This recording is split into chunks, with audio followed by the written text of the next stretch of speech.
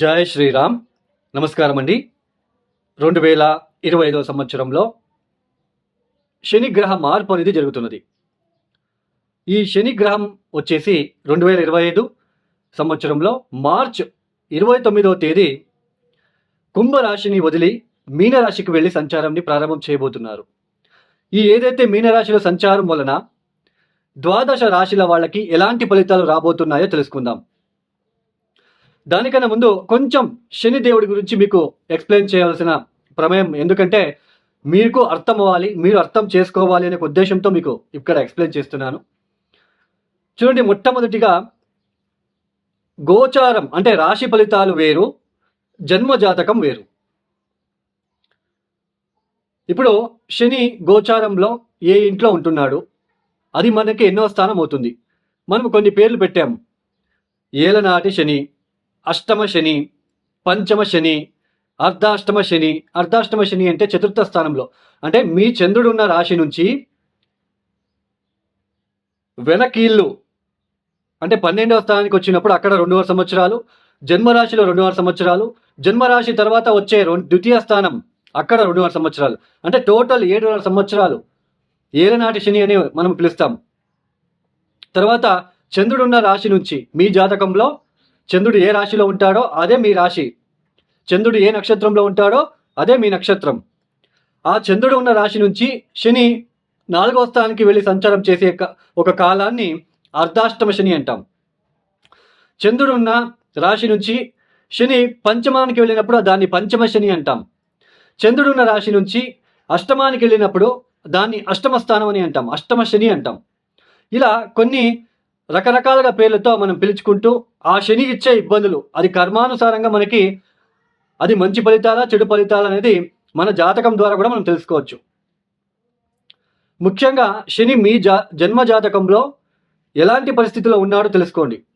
శని అంటే ఏంటి? సమాజము, పబ్లిక్. ఒక రాజకీయ వ్యక్తి మంచి పదవిలో ఉన్నాడంటే దానికి రీజన్ శని గ్రహ ఒక రీజన్ అది ఉంటుంది. శని చాలా చక్కగా ఉంటాడు వాళ్ళ జాతకంలో అని అర్థం. శని బాగుంటేనే రాజకీయంలో ఎదుగుదల కనిపిస్తుంది. ఎందుకు? సమాజం అంతా మిమ్మల్ని ప్రేమించాలి కదా. ఈ వ్యక్తి మాకు రాజకీయ నాయకుడు, ఈ వ్యక్తి మాకు ఎమ్మెల్యే, ఈ వ్యక్తి మాకు సీఎం. ఎందుకు? మెయిన్ శని వలన. శని చాలా ప్రముఖమైన పాత్ర వహిస్తుంది. శని పబ్లిక్, సామాజిక పరంగా మనం సమాజంలో ఒక మంచి గౌరవం ఉంటుంది. మన మాట 10 మంది వింటున్నారు అంటే దానికి రీజన్ శని మీకు జాతకంలో బాగున్నాడు అని అర్థం. ఏ బద్ధకం లేకుండా, శారీరకంగా కావచ్చు, మానసిక పరంగా కావచ్చు, బద్ధకం లేకుండా మంచి పనులు చేసుకుంటూ మీరు చేసే ఉద్యోగంలో కూడా ఎటువంటి ఇబ్బందులు రాకుండా మీరు ఎదుగుతున్నారు అంటే మీ జన్మజాతకంలో శని బాగున్నాడు అని అర్థం. శని ఎవరికైతే బలహీనంగా ఉంటాడో, మీ జన్మజాతకంలో శని ఎవరికైతే బలహీనంగా ఉంటాడో అలాంటి వాళ్ళకి మీరు 10 మంది కింద పనిచేసే వాళ్ళు అయ్యి ఉంటారు. బద్ధకం ఎక్కువగా ఉంటుంది, శారీరకంగా మానసికంగా బద్ధకం ఎక్కువగా ఉంటుంది. వృత్తి వ్యాపారాల్లో అభివృద్ధి లేకపోవడము, ఏ చిన్న ఉద్యోగం చేసుకుంటూ చాలా కష్టపడుతూ ఉండవలసిన ఒక ప్రమేయం ఏర్పడుతూ ఉంటుంది. ఎవరి జాతకంలో అయితే శని బలహీనంగా ఉంటాడో అలాంటి వాళ్ళకి సమాజంలో మీకు అప్పుడప్పుడు హాని కలగ చేస్తూనే ఉంటుంది ఈ శని బాలేకపోతే. సో మీ జన్మజాతకంలో శని ఎక్కడున్నాడో దాన్ని చూసుకోండి ఒకసారి.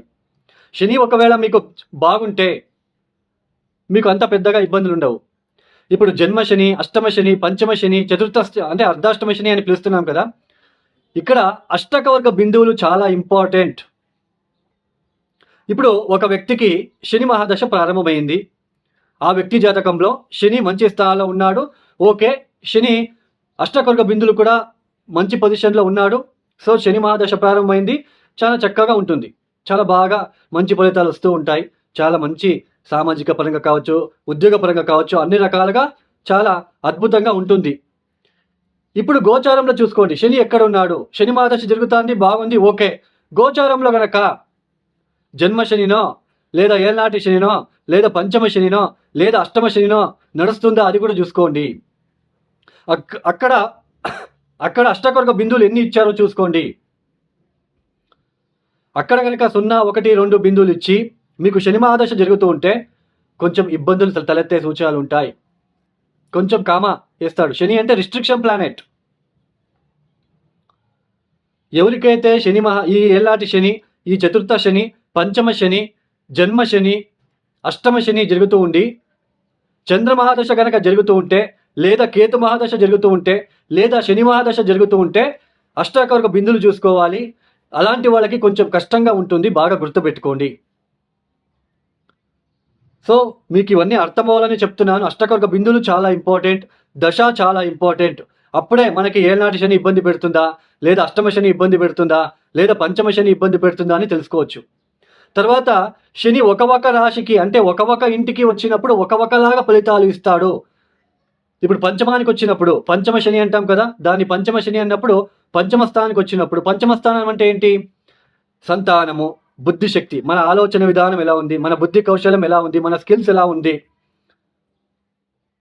తర్వాత మనము ఇతరుల మీద జలసిగా ఫీల్ అవుతున్నామా లేదా, మనకి ఒక గుర్తింపు, రికగ్నైజేషన్ అంటాం, దాన్ని కూడా పంచమ స్థానం మీద చూసుకోవాలి మనము.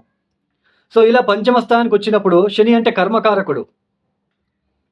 మన ఆలోచన విధానం ఎలా మారుతుంది అంటే, ఎందుకు నేను కష్టపడాలి, ఎంత కష్టపడినా 20,000 సంపాదిస్తలేను, షార్ట్కట్లో వెళ్దాం, బెట్టింగ్లు, జూజాడము, అలాంటి ఆలోచన ఇస్తాడు. మీ ఆ సమయంలో మీకు దశాభుక్తి కనుక బాగా జరుగుతూ ఉంటే, ఇది రాంగు, మళ్ళీ డబ్బులు పోతే ఎందుకు లెబ్బా మనకి అని మీరు కొంచెం సైడ్ అయిపోతారు. అదే కనుక దశాభుక్తి బాగాలేదు, పంచమశని వచ్చినప్పుడు మీరు బెట్టింగ్లు ఆడడము, ఇన్వెస్ట్మెంట్ చేయడము, లేదా ఉద్యోగం ఇప్పిస్తానని ఎవరో చెప్పగానే ఎవరికో తెలియని వ్యక్తికి ఒక 5 lakhs 3 lakhs ఇవ్వడము, అక్కడ డబ్బులు నష్టపోవడము, ఇన్వెస్ట్మెంట్, షేర్ మార్కెట్లో ఇన్వెస్ట్మెంట్ చేయడము, డబ్బులు లాస్ అవ్వడము, ఇలాంటివి పంచమ శని. అర్ధాష్టమ శని అంటే మానసిక పరంగా ఇబ్బంది పెడతాడు. అప్పుడు పంచమ శని వచ్చినప్పుడు ఒకలాగా, చతుర్థ శని వచ్చినప్పుడు ఒకలాగా, జన్మశని వచ్చినప్పుడు అవమానాలు, అపవాదాలు, ఆరోగ్యపరమైన ఇబ్బందులు, ఇలా ఇంటికి వచ్చినప్పుడు, ఒక్కొక్క స్థానానికి వచ్చినప్పుడు ఒక్కొక్కలాగా ఫలితాలు ఇస్తాడు. తర్వాత అష్టకర్క బిందులు ఎన్ని ఇచ్చాడు, ఇప్పుడు మీనరాశికి వెళ్తున్నాడు, మీ జన్మజాతకంలో చూసుకోండి, మీనరాశిలో ఎన్ని బిందువులు ఇచ్చాడు.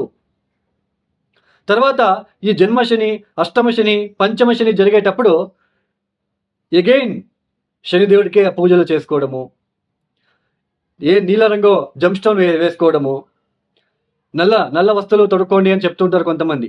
అది ఎందుకు చెప్తారో నాకే అర్థం కాదు. ఇంతవరకు నాకు అసలు జ్యోతిషానికి వీళ్ళకి సంబంధం ఉందా లేదా అని ఒక్కొక్కసారి అనిపిస్తూ ఉంటుంది.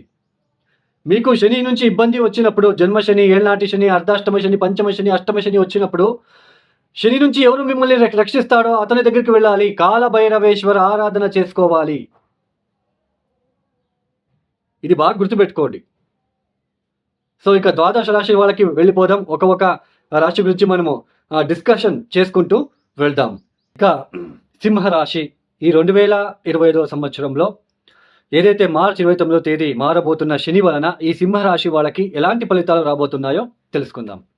కొంతమంది చూస్తూ ఉన్నారు, ఆల్రెడీ మీరు యూట్యూబ్లో చూస్తూ ఉంటారు, సింహరాశి పని అయిపోయింది, అలా ఉంది, ఇలా ఉంది అని అంటూ ఉంటారు. అష్టమ స్థానంలో శని రాగానే అంతా అయిపోతుంది అని మాత్రం అనుకోకండి. మీ జన్మ జాతకం చూసుకోండి. సింహరాశిలో పుట్టిన వాళ్ళందరికీ కూడా అష్టమ శని రాగానే సింహరాశిలో పుట్టిన వాళ్ళందరికీ కూడా ఒకేలాగా ఫలితాలు వస్తాయా అని మాత్రం అనుకోకండి. ఈ అష్టమ స్థానంలో శని వచ్చినప్పుడు సామాన్యంగా ఏర్పడే ఒక ఇబ్బందులు ఏంటి అంటే, శారీరకంగా అంటే ఆరోగ్యపరంగా, ఆర్థిక విషయంలో ఈ శని మీకు సప్తమాధిపతి కూడా అవుతున్నాడు. మీ భార్య లేదా మీ భర్త వాళ్ళ క్లోజ్ రిలేషన్షిప్ కొంచెం స్పాయిల్ అయ్యే అవకాశాలు ఉంటాయి. అంటే మీ భర్త తరపున బంధువులు లేదా మీ భార్య తరపున బంధువులు వాళ్ళతో కొంచెం అభిప్రాయ భేదాలు వచ్చే సూచనలు ఉంటాయి. అది ఈ సమయంలో అష్టకవర్గ బిందులు ఒకసారి చెక్ చేసుకోండి. మీకు సింహరాశి వాళ్ళకి మీనరాశికి శని ఎన్ని బిందులు ఇచ్చాడు? 0, 1, 2, 3 ఇచ్చి ఉంటే కొంచెం డిఫికల్ట్గానే ఉంటుంది. 4, 5, 6 ఇచ్చి ఉంటే ఆ డిఫికల్ట్ అన్నిటికీ కూడా మీరు చెక్ పెట్టేసి ఓవర్కమ్ అవుతారు. ఇది బాగా గుర్తుపెట్టుకోండి. అష్టమ శని రాగానే సింహరాశి వాళ్ళ పని అయిపోయింది, ఇలాంటివన్నీ మీరు నమ్మకండి, అస్సలు ఎంకరేజ్ చేయకండి.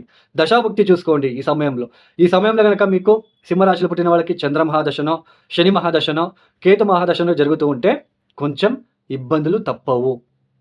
ఒకవేళ గురు మహాదశ లేదా ఏ సూర్య మహాదశనో లేదా ఏ కుజ మహాదశనో జరుగుతూ ఉంటే మీకు అంత ఇబ్బందులు రావు. అందులోన ఈ సింహరాశి వాళ్ళకి 2025 సంవత్సరంలో మే నుంచి గురుబలం కూడా వస్తుంది కాబట్టి గురు మీకు బ్యాలెన్స్ చేసుకుంటూ వెళ్తాడు. మీరు ఈ సింహరాశి వాళ్ళు ఈ సమయంలో అష్టమ స్థానంలో గనక శనికి శత్రుగ్రహాలు ఏమైనా ఉన్నాయా, ఏ సూర్యుడో, ఏ కుజుడో, ఏ కేతువు గనక ఉంటే ఆరోగ్యం విషయంలో జాగ్రత్తగా ఉండాలి. వాహనం ప్రమాదాలు అయ్యే సూచనలు ఉంటాయి, జాగ్రత్తగా ఉండాలి. Rash driving, night time driving తప్పించాలి మీరు ఈ సమయంలో. అదే అక్కడ ఏ గ్రహము లేదో, శని ఒక్కడే వెళ్తున్నాడు, అష్టకొక బిందులు చూసుకోండి, దశా పీరియడ్ చూసుకోండి. సో మీకు ఎలాంటి ఫలితాలు వస్తాయో మీకు ఈజీగా అర్థమవుతుంది. సో సింహరాశిలో పుట్టిన వాళ్ళందరికీ కూడా అష్టమ శని ఇబ్బంది పెట్టదు, గుర్తుపెట్టుకోండి. డిపెండ్స్ ఆన్ మన జాతకము, అష్టకొర్గ బిందువులు, తర్వాత మనకి అక్కడ ఏదైనా ప్లానెట్ ఉందా లేదా చూసుకొని మనము జాగ్రత్తగా ఉండాలా, ఎలా ఉండాలో చూసుకోవాలి. ఈ సమయంలో ఆర్థికంగా అయితే కొన్ని ఒడిదొడుకులు మీకు సింహరాశి వాళ్ళకి తప్పవు. అయితే గురు లాభస్థానికి వస్తున్నాడు కదా, నో ప్రాబ్లం. 2026 సంవత్సరంలో మీకు కొంచెం అంటే 2025 అక్టోబర్, నవంబర్, డిసెంబర్ ఈ 3 మాసాలు కొంచెం డిస్టర్బెన్సెస్, ఎందుకంటే గురు కర్కాటక రాశికి వస్తున్నాడు కాబట్టి అప్పుడు కొంచెం డిస్టర్బెన్స్ ఉంటుంది. 2026 ఏప్రిల్ తర్వాత కొంచెం మళ్ళీ డిస్టర్బెన్సెస్ స్టార్ట్ అవుతుంది. సో ఈ 2025 మే నుంచి అయితే మీకు ఎటువంటి అక్టోబర్ వరకు ఎటువంటి ఇబ్బంది ఉండదు. ఇది బాగా గుర్తుపెట్టుకోండి. సింహరాశి వాళ్ళకి అలా అయిపోతుంది, ఇలా అయిపోతుంది ఇవన్నీ నమ్మకండి. బట్ ఈ సమయంలో ఏదైతే అష్టమ శని సంచారంలో ఇతరుల విషయంలో జోక్యం చేసుకోవద్దు, మాన నష్టం జరిగే సూచనలు ఉంటాయి, జాగ్రత్త. ఇది మాత్రం అందరికీ హెచ్చరిక.